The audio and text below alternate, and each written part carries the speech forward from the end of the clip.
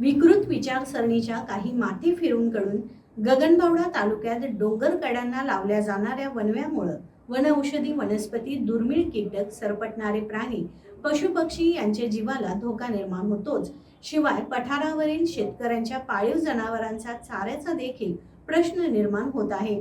डोंगरांना लावलेल्या आगीमुळे वनस्पतींचं मोठं नुकसान होत आहे। सध्या कडक उन्हाळा सर्वत्र जाणवू लागला आहे। त्यामुळे वणव्यांची धग प्रचंड वेगाने पसरत आहे। वाढत्या वणव्यामुळे दिवसेंदिवस सह्याद्रीच्या डोंगर रांगा काळवंडलेल्या दिसत आहेत। कोकणासह सिंधुदुर्ग, रत्नागिरी या 2 जिल्ह्यांचं प्रवेशद्वार आणि घनदाट जंगल ही खरी गगनबावडा तालुक्याची ओळख आहे।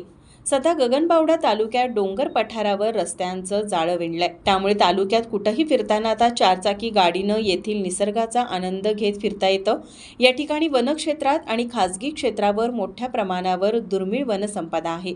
हिरडा, बेहेडा, अडुसा, हाडसांद्री, निगडी, आवळा यासारख्या अनेक औषधी वनस्पती आहेत।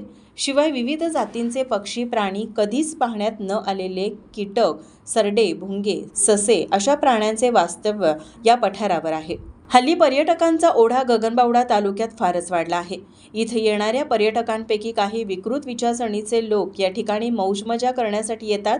व्यसने करून जाता जाता काडी टाकून जातात। त्यामुळे या आगीचं रूपांतर हळूहळू वणव्यात होऊन यामध्ये वनसंपदा होरपळून जाते। त्यामुळे जनावरांच्या चाऱ्याचाही गंभीर प्रश्न निर्माण होतो।